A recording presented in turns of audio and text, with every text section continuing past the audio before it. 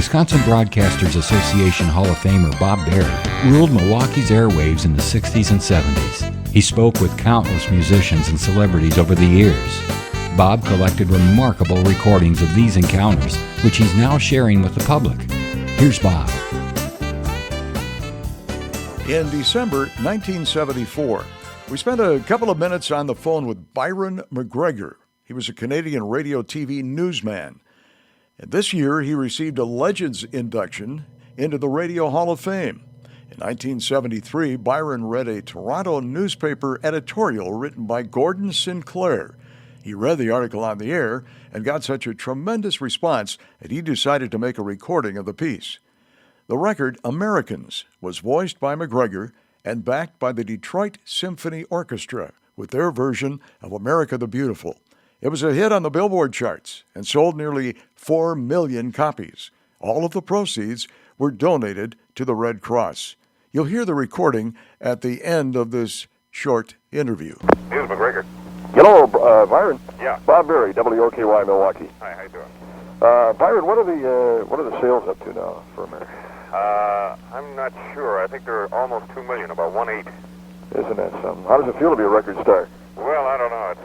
It's pretty overwhelming. You know, I mean, I'm basically at heart a newsman. You know, I mean, it's trying to readjust to this kind of thing is sort of it's a little difficult. You know. All the guys in our news department are saying, "Geez, why didn't I think of that?" Well, it's one of those things. It's a quirk of fate. That's all. I guess so. Does Gordon Sinclair, the man who wrote the record, wrote the lyrics, does he work for the newspaper there, or? He writes an article in the weekend newspaper, and he's a full-time job. Actually, he's semi-retired. He's 73 years old. Oh, I see.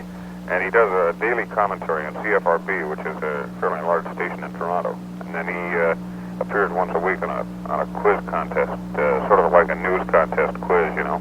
Has he always been sort of pro-American? No, he's been quoted as saying, you know, those bastards, the hell with those bastards below the border, that kind of thing. I don't know what got into him. He just, he's a very cantankerous and, you know, erratic kind of guy. He sort of does things on the spur of the moment without thinking about them. Well, congratulations to you. Well, I appreciate that, Bob. We'll be talking to you again. Okay, you bet. Have a nice holiday. Okay, same to you, America. Thank you. Bye-bye. The United States dollar took another pounding on German, French, and British exchanges this morning, hitting the lowest point ever known in West Germany. It has declined there by 41% since 1971, and this Canadian thinks it's time to speak up for the Americans as the most generous and possibly the least appreciated people in all the earth. As long as 60 years ago, when I first started to read newspapers, I read of floods on the Yellow River and the Yangtze. Who rushed in with men and money to help? The Americans did. They have helped control floods on the Nile, the Amazon, the Ganges, and the Niger. Today, the rich bottomland of the Mississippi is underwater, and no foreign land has sent a dollar to help. Germany, Japan, and to a lesser extent, Britain and Italy were lifted out of the debris of war by the Americans, who poured in billions of dollars and forgave other billions in debts. None of those countries is today paying even the interest on its remaining debts to the United States. When the franc was in danger of collapsing in 1956, it was the Americans who propped it up, and their reward was to be insulted and swindled on the streets of Paris. I was there. I saw it. When distant cities are hit by earthquake, it is the United States that hurries in to help. Managua, Nicaragua is one of the most recent examples. So far this spring, 59 American communities have been flattened by tornadoes. Nobody has helped.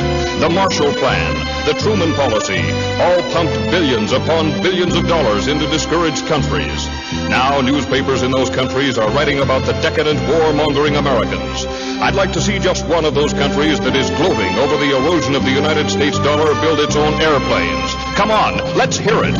Does any other country in the world have a plane to equal the Boeing Jumbo Jet, the Lockheed TriStar, or the Douglas 10? If so, why don't they fly them? Why do all international lines except Russia fly American planes? Why does no other land on Earth even consider putting a man or woman on the moon? You talk about Japanese technocracy and you get radios. You talk about German technocracy and you get automobiles. You talk about American technocracy and you will find men on the moon, not once, but several times, and safely home again. You talk about scandals and the Americans put theirs right in the store window for everybody to look at. Even the draft dodgers are not pursued and hounded. They are here on our streets. Most of them, unless they are breaking Canadian laws, are getting American dollars from Ma and Pa at home to spend here.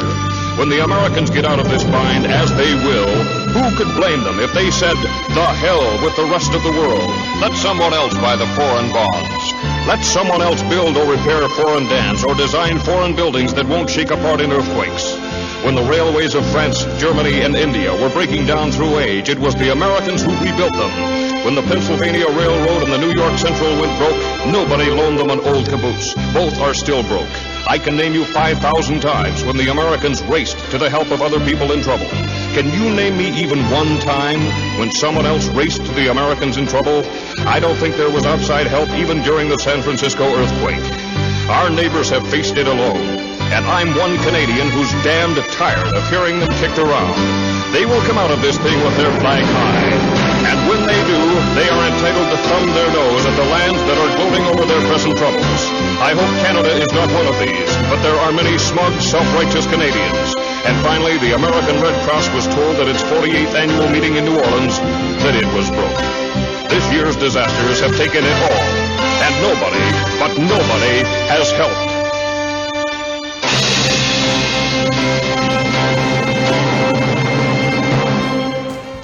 Bob Berry. Thank you for listening to Bob Berry's Unearthed Interviews. Be sure to subscribe and rate our podcast on iTunes or wherever you find your podcasts.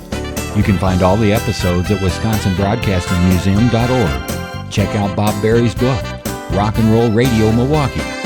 Book sale proceeds support Angels Kids Fund and Donate Life Wisconsin. The preceding program was made possible by a generous contribution from Terry Bond.